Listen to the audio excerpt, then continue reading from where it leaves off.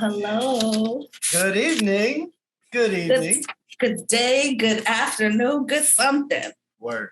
Something. So, my name is Just.Hek, or on Instagram, I'm at Just.Hek. On Twitter, I'm at Just.Hek. In real life, I'm Heck. Okay. Consistent. Very consistent. Ain't no surprises here. I am Cindy Lee. My pronouns are they and she. You can find me at Cindy Lee Alves, at Sex on Shuffle. And in real life, it's Cindy Lee. There you go. Yeah. Not Cindy. Not Cindy. No. The closest to me can get away with that. I'm a little passive aggressive, so I low key want to be like, what's your name? So I could only give you 3 letters of it. But, I'm healing. I'm on a journey. So my name is Cindy Lee, Professor, your succulents, whenever it applies. Word. But Cindy Lee's fine. That's what's up. Mm-hmm. And so this is episode 1 of the Just Another Podcast Sex on Shuffle merger that people are a little surprised about. They're a little, because everybody's like, what? So what is this? What's going on? And I'm just like, oh, well, just conversations with me and my homie talking about a bevy of different things. And, I felt like it'd be a dope way to kind of merge 2 ideologies, if you will. And, today we're going to talk about Dave Chappelle and his recent comedy special called The Closer, which I thought was pretty good, and I thought it was interesting.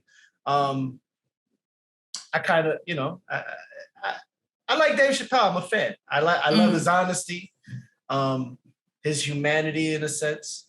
He never, he's a human being like everybody else. He never, although, in the comedy world, he will definitely give you that he's the GOAT and all that, or one of the GOATs. But he's definitely I thought it was a good show. What were your thoughts? I'm interested in what you thought was good, but I'm gonna first say I fucked with Dave Chappelle for a little bit, not in the literal sense, right? Because some people like to weaponize language. So I'm like, no, he hasn't had the pleasure. But I went to his first show, and I went when he returned. I went to one of those Radio City Music Hall shows in 2014, But anyway, he's part of my journey, right? I watched a lot of Dave Chappelle in undergrad.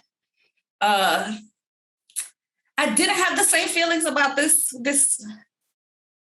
special. Okay.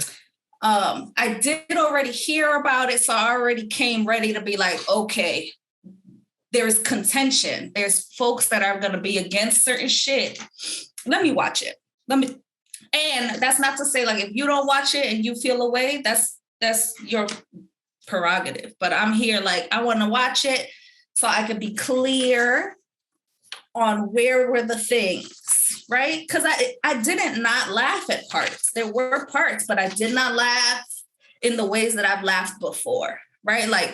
I low-key have a voice note from that Radio City because I don't like when people tell me what to do. And it was very you couldn't have a phone. They had people policing the areas to make sure that nobody was recording. And I get that, right? Because that's important. But I don't like to listen to that. So I had a little bit of the voice note from 2014. And I didn't want to go tooth and nail and compare him then and him now, because that's a long time. But the amount of laughter that existed, right? He was talking about other shit, and he talked a little bit about other shit in this special, but it almost felt, what's the word I want to say? You were going hard in the paint on purpose, right? I'm the enemy. You were going hard and saying really extreme things and that's not something that's foreign to him. He says off the cuff things, but it's hitting different when we're talking about populations that he doesn't hold. And there's a lot of nuance. There's a lot of layers that I'm really looking forward to chopping up with you. Because multiple truths can exist, right? He can be honest and human, but it's interesting that you said honest and human, because I think about, look, again, not the same fucking thing, but I think about when I was on the bus in the Bronx and I hear, our people talking about how they're going to vote for Trump because Trump keep it real and Trump is honest, right? So it just that juxtaposition and listening to that, I'm like, it sounds like we really fuck with honesty, and there's a point, like how far are we going to go with prioritizing or idolizing this sort of honesty without a kind of accountability. So I'm interested in how we're going to talk about it here. Right. And what honest and human aren't two of the same things. Honesty is just telling the truth, whether, it's just the facts. It can be an emotion tied to it, but the facts are just what they are, right? And being human is like basically to be flawed, to be a person of the world. 'Cause to be human there is no perfect. There's a reason why a test is 99.9% accurate because you have to account for that 0.1% of human failure, human flaw. And we as human beings have a history of being flawed. Okay. And it's not, right now, we can pinpoint a specific phenotype, but there's a history of people of color being flawed. There's a history, it's human beings at the end of the day. Being human is like the umbrella term, and everything falls under that, whether you're a part of the LGBTQ plus community, whether you're heterosexual, whether you're whatever, you know what I'm saying? But, whether you don't subscribe as anything, whether whatever the case may be. And when I watched this, initially, and I'll just say this, like, I consider myself an ally of the community. But that can, that changes from person to person that knows me. Some people would think that I am homophobic. It is what it is. I think it's all based on who you know and the experiences that you have with the person. But I do, like, I don't drop F-bombs, even when I worked with persons within the community in different subcultures, where how we would use the N-word, they would use the F word. And I'd be sitting there like, wow, okay, that's different. I never really thought that would be a thing. But there's when you use those type of words, there's a kind of self-hatred, or there's a taking ownership of a word that you can use because it's been used against you so much, and fuck it. You know what I mean? I'm gonna use it, and we use it freely as we use it. Do I F word is probably the most off word I try not to use. But the N word, I slip up and I use that word. You know what I'm saying? I use it, especially when I'm angry at someone, or someone's just pissing me off. I'm just like, you know what? Why are you doing this? And then it slips out. I'm human. But you mentioned But what you just mentioned was good, right? Like it made you feel uncomfortable and you knew that you were not going to be somebody to use it, right? Because you are not part of that community, right? You can be an ally or be an allyship or be an accomplice, right? However we word this out. Yeah. But you know that that's not your lived experience. So you wouldn't be like, oh yeah, you use it, I use it too. Like how some white people be doing. Like, oh, my homie does this and I love these rap songs, right? So there's a nuance there that you understand of that, right? Which is why you're in community with folks who outside of that space, people wouldn't expect you, the quote unquote, right? Everybody feels like that, you know, cishet folks are going to hang out with cishet folks and queer trans folks are going to hang out with queer trans folks. And there may be truth to that, but there's reasons for that. There's reasons why folks commune with social identities that are near and dear to them. So I think with that same reason, that's what I think about when I watch this, right? Like, I feel like I have a sense of humor, and sometimes the sense of humor I have is inappropriate sometimes, right? Sometimes I feel like someone will feel that my shit is inappropriate. And there's settings, especially when we're talking about social capital and we're talking about like, if you know that you are the GOAT to yourself, right? Like, you know, people know you to be the GOAT. Right. There's a responsibility around what kind of things we think are funny, right? Especially when people listen to you and have value to what you're saying. They're going to be like, oh, well, Dave Chappelle did it. Hold on. I can continue to freely be on some fuck shit and be like, well, it doesn't matter because now I have this frame of reference. And that's not putting all of it on Dave either. Right. And that doesn't mean you're not going to be held accountable, whatever that means, right? Like, I'm not his homie. No. I don't know what his queer and trans homies are doing, except this one trans person that he mentions, like, oh, look at this, I had a trans friend, right? And in watching the series, I feel like, I don't know, Dave, right? But my gut, my body is like, you did that shit on purpose. Because everything feels like contradicting yourself. You'll say certain little nuggets and I'm like, okay, you do have some kind of community to be able to say, oh, I wasn't good with pronouns back then, like I'm good with pronouns now. Or like you'll say certain things around, you know, whether or not someone is a woman or not, right? But then you'll fucking go back and take 10 steps back and say some outlandish shit because you want that reaction. It feels like you want the tender parts. It's part of comedy. It's part of comedy. But how far are we going with that? Because I feel like there's certain nuances that we wouldn't find funny.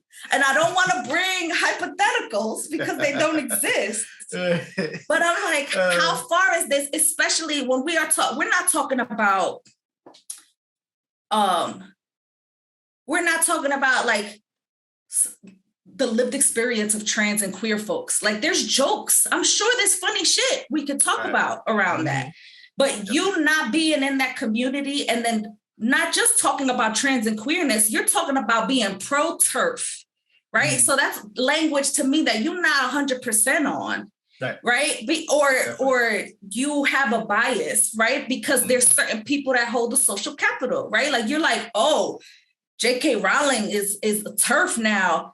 And she did all this great shit. Those two things could be true. Like, she could wrote all this great books, which queer and trans folks are grieving because they're like, that was my life. That was, you know, whatever for the Potter fans, right? But and she ain't shit. And that's something to contend with, right? Like, I fuck with Dave Chappelle. I can't fucking wear my t-shirt, right? Because you are playing too much. And I don't believe you when you say that you are down to listen. Because I don't feel like it's not coming across that way. It's coming across as a potential for next material. Right. Defiant.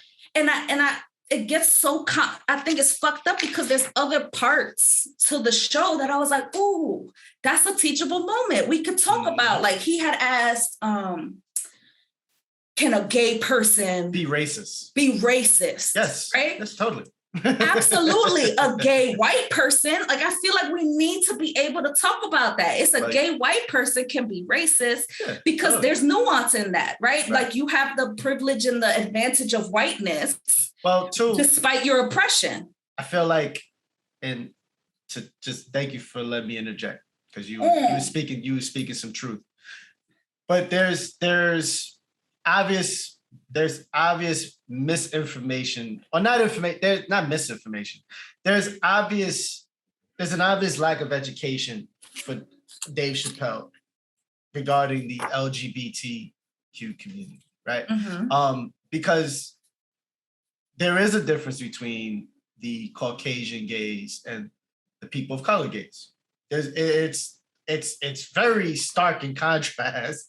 And even when they talk about like the HIV/AIDS epidemic, it's two different stories, two totally different stories. Where it's and he doesn't really understand that. Now, what I got was there were certain things that he should have left alone. Obviously, and part of him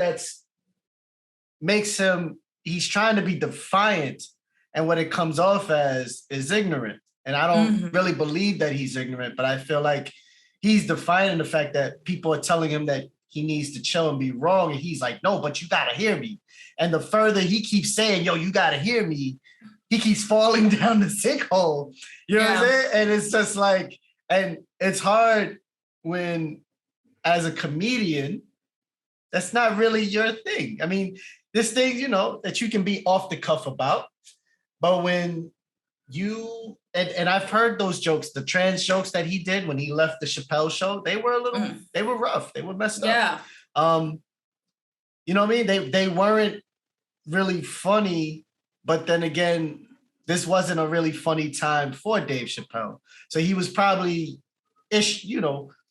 seething anger through these jokes that were not cool. Especially if anyone understands the trans community, it is a community that is besieged within even the gay community, within the umbrella. It is a community that is looked down upon within its own community. And I mean, it's tough. Part of me was just like, I didn't really feel like he was attacking, but he kind of needed to just be like, yo, you know what? I was wrong. I'm sorry. And I need to move on. That's where he kept messing up. He kept saying, there were certain points that I felt were very valid.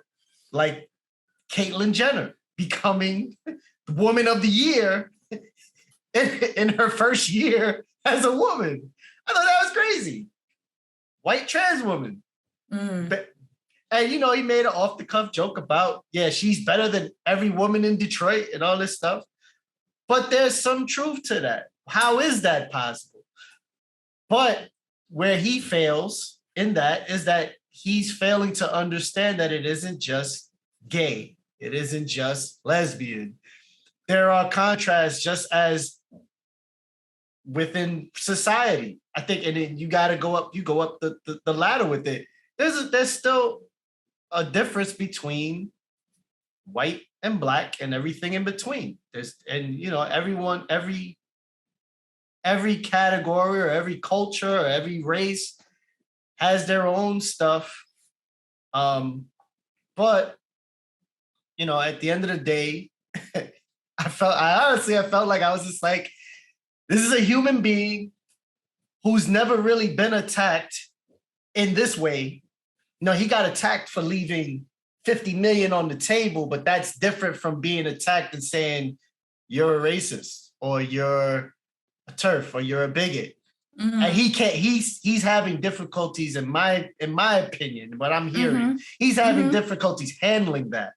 And what he's doing is he's trying to come out and say, no, I don't have a beef with the transgender community, but this is what I feel. And then it's like, dude, maybe, what I'm saying? Maybe certain things should just be private. Maybe certain things just, I don't know. Yeah, I feel like that those were the pieces that he would contradict, right? I think he's looking at, and I don't know, this is what I'm seeing, right? Because that's the thing. I'm watching this special. I only know from what this special is. I can't know what you have in real life. And that doesn't make my feelings or like anybody who feels a way invalid, because we got to go within this context, right? So you're telling me, I think you're having these experiences based on white people that are queer or white people that feel like they're allies to LGBTQ plus, LGBTQIA, coming at you to try to hold you accountable. And there's pushback because, yeah, white people should stay in their lane. Like, that's the importance of intersectionality, right? It hits different when we're not just talking about whether or not something's transphobic or not, or homophobic or not. There's another lens to it. And I think that's why it's interesting, because he brought up Susan B. Anthony and he brought up Sojourner Truth, right? And he brought it up in a way like, it's funny. I laughed, right? Like you have an understanding of intersectionality, because that's where it stems from. Even though it was coined by Kimberly Crenshaw, Sojourner Truth was like, ain't I a woman too, right? Because if you look at voting rights, which that's not my field, but it's enough to know, like, Susan B. Anthony, white people got votes, white women got votes, not Black women, not Indigenous women. Indigenous women didn't get votes till like the 60s, right? And that's just me off the top. So you have somewhat of an understanding, but it's not clicking for you because there's emotion involved and you're upset at how people come at you. That's right. And I feel like there's truths to those pieces. And that doesn't invalidate how people are coming and being like, I'm not fucking with you at all. How you saying but I got this trans friend, but I'm going to say the opposite and say things that harm, or then try to cover yourself with saying, my trans friend, rest in peace. They would have laughed at that. Okay, but that's one, just like my experience here and me giving my 2 cents don't mean shit. I'm not the head of any of my social identities. Right. There are going to be people that are like, oh, nah, that's not that real. He's funny. That are going to be queer and trans, or Black queer and trans. Yeah. But again, it's not a point system. That doesn't mean all these people that are really harmed by it or understand that those kind of thoughts and beliefs literally get people killed. That doesn't negate the other, right? And that's why, like, I'm down to talk about these things because we can have a difference of opinion. Right. And we need to really look at when opinions literally impact people's livelihoods, right? Like, he might feel a way because of the way folks are trying to fix or have some accountability with him. But that's the issue. That's what happens when folks say that you're causing harm. You don't get a choice in how the accountability works out, right? And he still might not give a fuck because he said it himself, Twitter isn't real, right? So a lot of people really believe that, but at the end of the day, it's similar to race. When we talk about race, for example, race isn't real, right? Like, DNA has shown that it's, PBS has shown that to us, right? It was created during the Christianity War to figure out the Muslims, because there was white Muslims and dark Muslims, and they thought all Muslims were the same, and then they realized that being Muslim was more than just a culture. Like, it was deeper than that, and so that's why they said, okay, Black, white. But there's no brown. Iterations. There's no brown. All the iterations. And what does brown even mean? Like, that's another fucking conversation. But I forgot what I was saying. There was a point. But race doesn't exist. Oh, race doesn't exist. Sure, but it fucking does, right? It has implications. Regardless of whether it's not a thing, there's systemic implications involved, right? So, like, which is why people roll their eyes when white people want to say, like, oh, the white identity is put on me. No, you don't get to say that, right? Like, talk to your ancestors about that shit. So that's what I mean. Like, regardless of whether or not it's a construct, does not make it have implications. Right. And yet, but you like certain constructs because you sat here and you honestly said, I'm invested in the gender construct. Right? I see that. So there's you can own that bias, but those little specks of, okay, I see what you're saying, you fuck it up with the next 5 things that you said. So I want to be able to hear you, but you also want that. Yeah. It comes across as you want that rise. Well, these conversations probably shouldn't be in a comedy special. That's the thing, right? I think, obviously comedy can be contradictory because, in one sense, the comedian can be like, I love everybody, and then turn around and be like, I hate my gay dog walker. You know what I'm saying? Right. But that's comedy. And that's where you have to be kind of careful, but you also have to understand that this is comedy. But from comedy, perceptions and ideologies can be created, and then you create this divide where it's like, yeah, that's funny, but that's also true. And no, that's not true. And that's not what we should be getting from a comedy show. All right. Sure, there's some education to be learned, but this is a comedy show. And I feel like at times this isn't something, it's great that this, in one sense, this is a great vehicle to bring this conversation to the forefront. But at the same time, instead of protest, because I'm never gonna say, let's protest anybody of color or anybody, period, until I've heard all the facts. And instead of saying, yo, we're gonna protest, my thing is, where's the education? All right. We've been anti-bullying for so long, but then there's this cancel culture that comes into play. That's bullying. And it's not. Who is it bullying? Who gets bullied? Everyone. Okay, I'll give you an example. Sebastian, the guy that played the Winter Soldier in Captain America and the Winter Soldier. I'm not clear on what happened, but cancel culture came for him. And it was like, why? All right. And cancel culture is just as vicious as the people that it tries to go after. Okay. You cannot be like, an eye for an eye leaves us both blind. And yes, I get it that, there's years and years and years and hundreds of thousands of years of all this stuff that went on between cultures and all that stuff. But at some point we have to evolve and move forward. And sure, it's holding people accountable. Yes. There's certain people that cancel culture has come for, and I was like, word. And then there's other times where cancel culture has just been about bullying. And I've seen, I've looked from afar and I'm just like, what's the point? There has to be some sort of medium where we're just like, this is for this and this is for that. And what I mean is, Dave Chappelle should not have been talking about certain topics within this comedy. But as a human being, he was bothered by being called the things that he was called, and he meant to bring it up. Does that mean he was right for bringing it up during a comedy special? No, it's probably the most improper place to bring up transphobia and gender and all this stuff. But in light of everything that he did wrong, what he did right was he brought this conversation to the forefront. And all the other podcasts and all the news and all the stuff that have made this a conversation. Now, as human beings, it's up to us to make this the right type of conversation.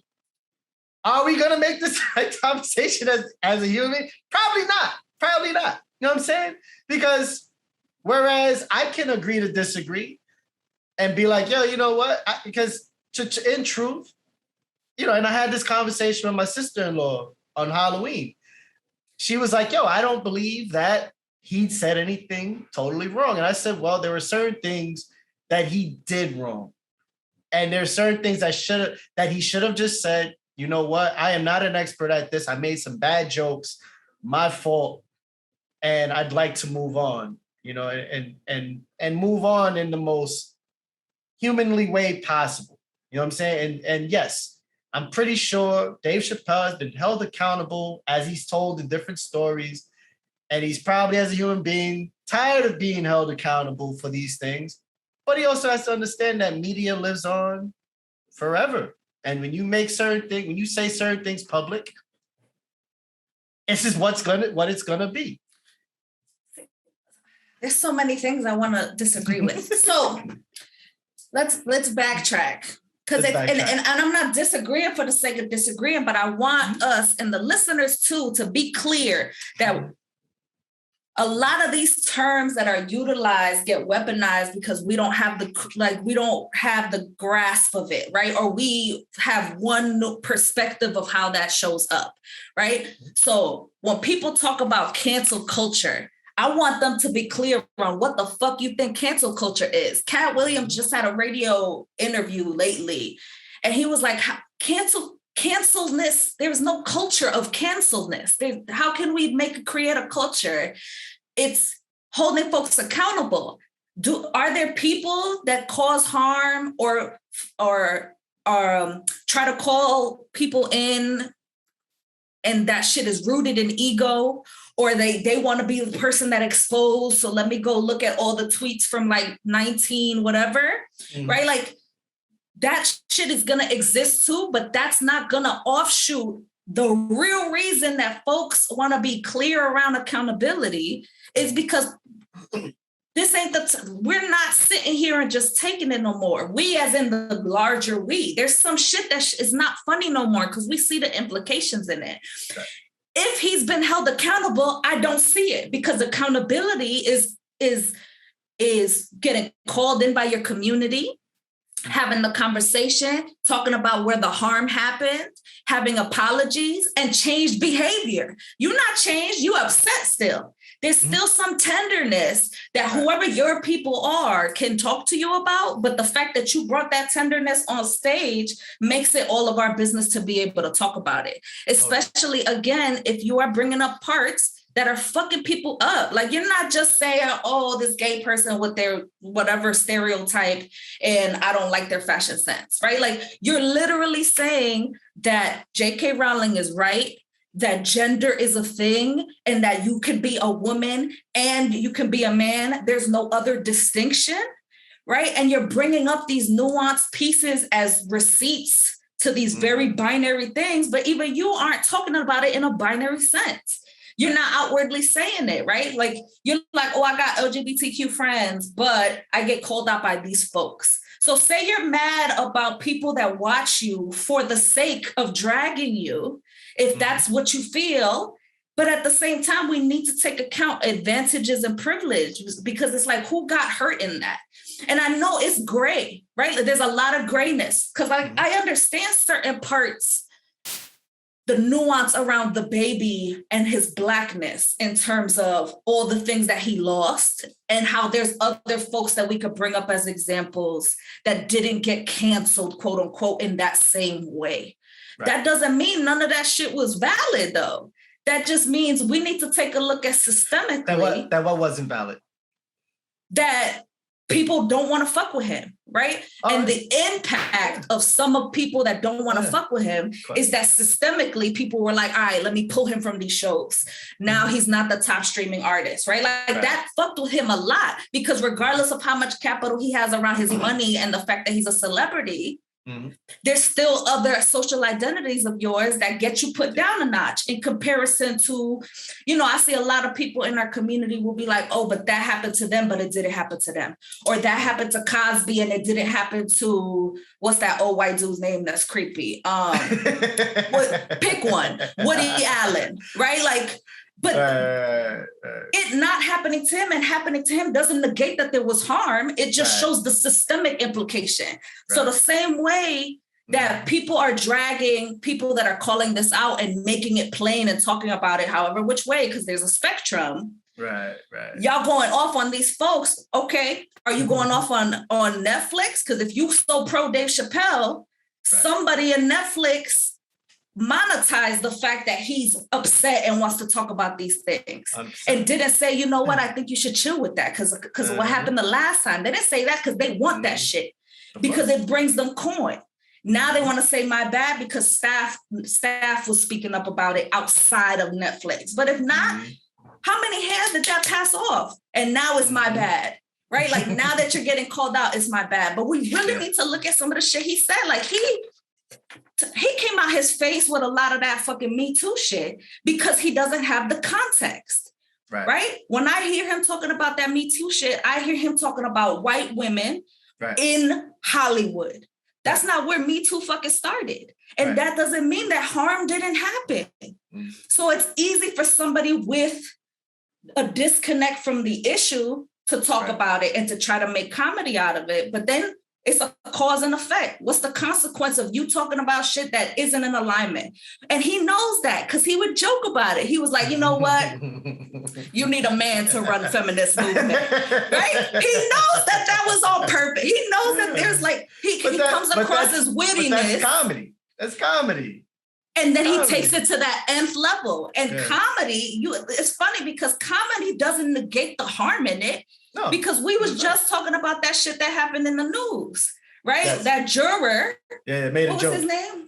That juror on the Red House made a joke. And what happened? He's not a juror no more, right? He didn't say, oh, but it's comedy, right? Because what he said was out of pocket. Right. And now we're talking about systems. You have a bias. We need to, instead of focusing on if you're pro-Chappelle or anti-Chappelle or, you know, whether you think men and women equal crotches or whatever crotch designations you think go with it, those are all separate things. Those are all separate from, there's a system involved that's gonna put a battery in people's backs based on this, right? To create divisiveness. Because really, at the end of the day, yes, you know, he said some weird things. Okay, a lot. And you know, and some of the things that I was just like, oh, it's like I laughed and I was like, you know, maybe you should have left that one on the cutting floor. But when you talk about systems, then you also have to acknowledge the fact that these systems that are in place, what they do is they create divisiveness among us. And they use certain things or certain people or certain platforms to create that. And so it's not to say that Dave Chappelle isn't wrong, because I've never said that. Not now. No, I know. You know what I'm saying? But you're saying it's funny, so that makes it okay. No, not at all. Not at all. But I think there's certain things within that were funny. And there were other things, as I said before, that weren't funny. That I was just like, oh, you know what? You should have left that. And when I was having that conversation with my sister-in-law, because she was like, no, I didn't see anything. And I said, you know what? You have to understand that there's a level of sensitivity and there's certain things that you shouldn't say when you're not a part of that community. And you have to be careful of those things and understand that when you say those things, people will take that and now that becomes a truth. And it's not the truth. And they'll use that along with their abuse of, or whatever actions that follow next that can sometimes be abusive or that could always be abusive, whether it's verbally, physically. And she was like, you know what? Yeah, you're right. And maybe he shouldn't have. There's certain things that he probably shouldn't have said. He probably should have stayed away from, because there are things that we say, you know what I'm saying? But when you say them, there's a difference between when you say them amongst either like when we say things between me and you versus when you say them to a billion people, and that those things are now being formulated, and it's like, oh, now you create, now you got an anti-gay coalition, and now you got to get, and it becomes muddled. And you know what? Maybe a Netflix special isn't the platform to speak how you felt. It's to speak your hurt. But instead, now you sound totally crazy. Like when he said, I can run the anti-feminist movement, but the only thing you got to do is, suck my dick.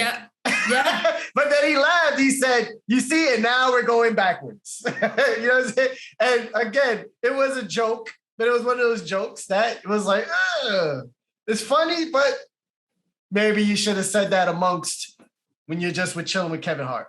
And then everybody, you know what I'm saying? That's one of those things that you can't say because now you may have discredited a movement that has helped women. Now, that's not to say that there are certain women that have gained power from this, but then there's also the flip side is that men have always had this power. So why shouldn't women be able to credit off of something like this? So, but like you say too, there's, regardless of anything, there's still a wrong in taking credit when really the movement should be about empowerment and not just not a power grab to become the next dictator. You know what I'm saying?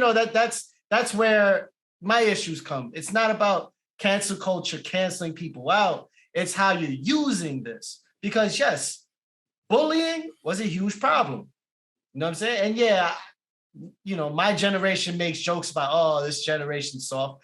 But I acknowledge that the generation that I'm witnessing is greater, is better, because they've been able to encompass everyone. You know what I'm saying? Before you get slaughtered for not having the newest Jordans. And now you see kids, everybody's rocking together, regardless of what you're wearing, or how, because it's more about who you are as a person, or that's where they're getting to.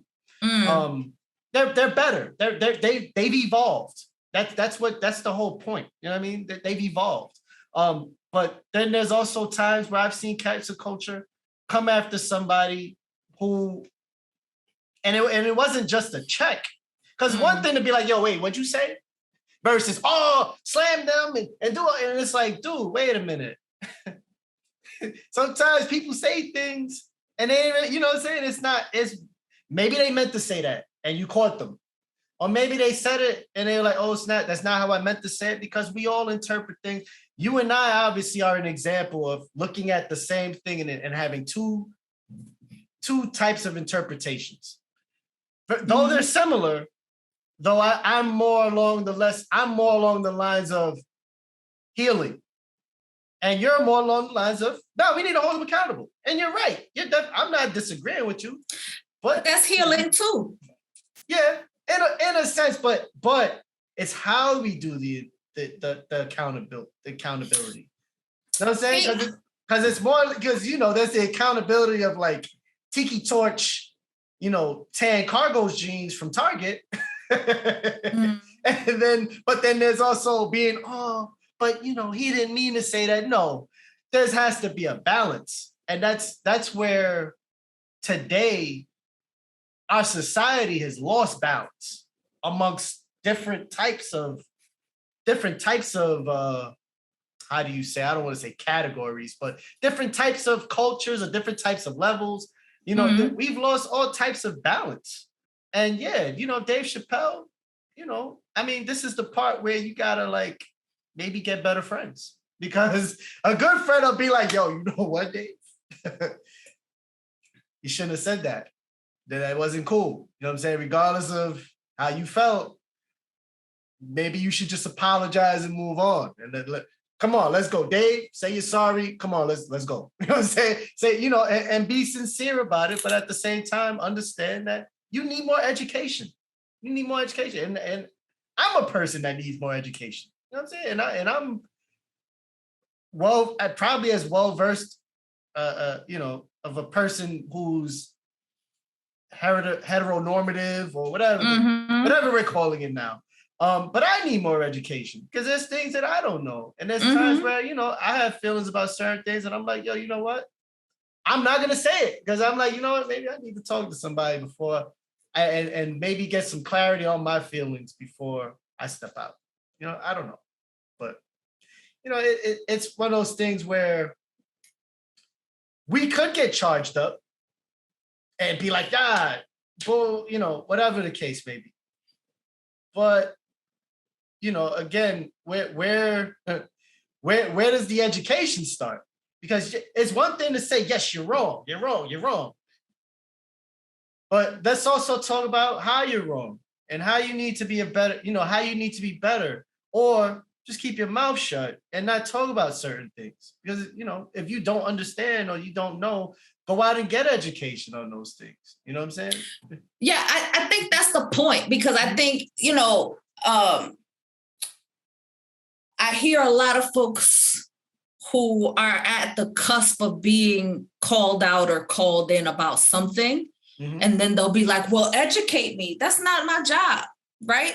Now it's people that are in your circles, that are your core folks, that are you like, you know what? I fuck with you. Let me give you this. This is a gift, right? Let me tell you why. Right. You may not know, but this, right? But there's sometimes it comes across as an entitlement to be educated. So I was raised in ain't shit, probably transphobic. I still got misogynist in me and that I gotta unpack. But I locate myself in that, right? I don't, I talk about these things, but I also know that I have work to do too. It's folks who are like, oh, I got this one gay friend, this one trans friend, this one black friend who feel like I'm good. They co-sign. I check off all the boxes. Right, like I don't give a fuck about nobody else. Okay, that also is your choice. But people are gonna not fuck with you for that, right? That doesn't mean I don't want Dave Chappelle. I don't want liberation for him. I want liberation for him too. I don't trust him with mine. I don't trust him to really be for black and brown, trans and queer people. And he might be, but you're not showing it. And I gotta go by the actions that I have, whether you did it to curate or to get the numbers or to have this be trending, because bitch, it worked, right? Like you trending. And there's people that look to you or have history with you that are like, damn, I would have hoped you have access. You got bread, right? Like you have access. And sometimes that access puts you in niches that maybe you need more homies, right? And more queer and trans homies that are willing to do that education.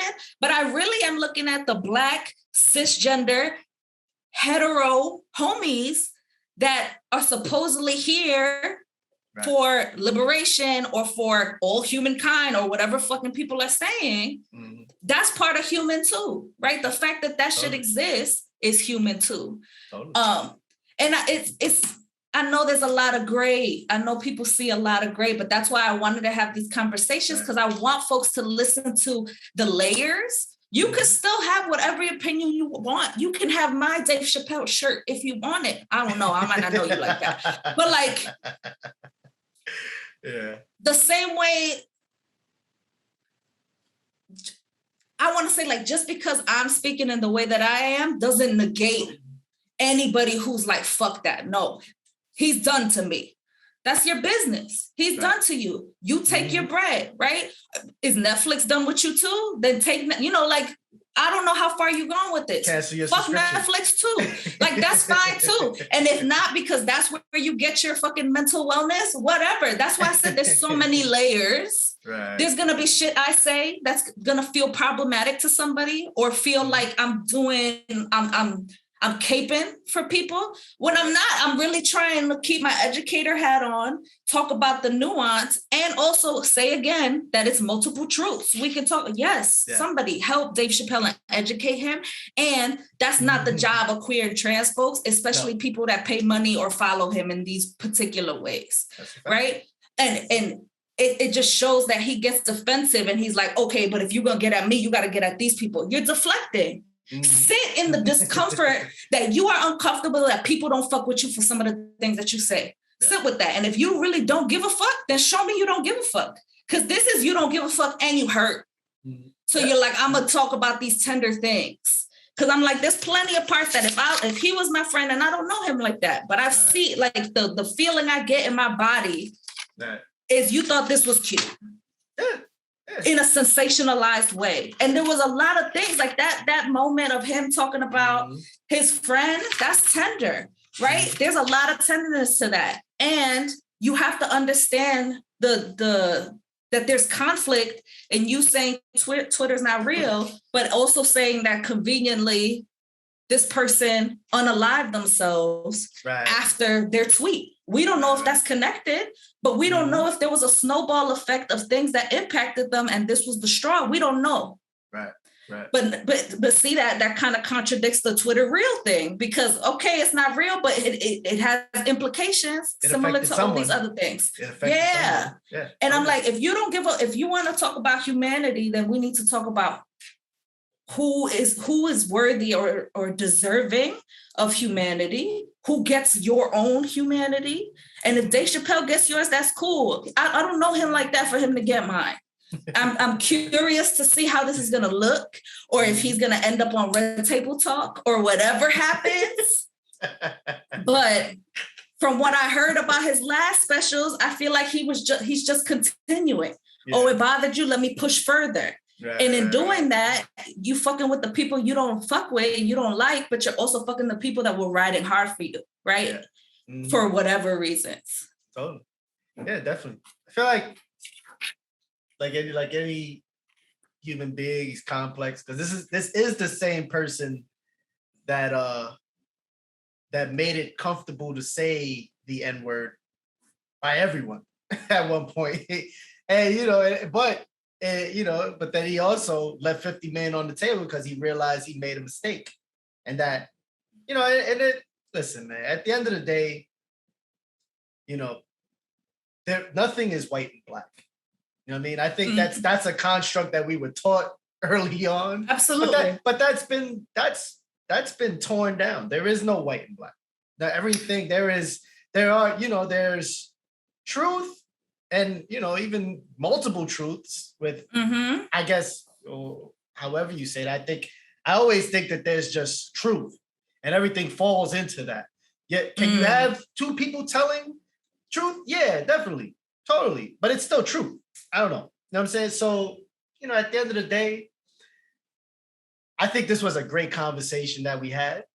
I feel like, we could have talked about this for like pages. Pages. Because it's one of those things where, and I watched it like 3 or 4 times because the first time I saw it just for the comedy.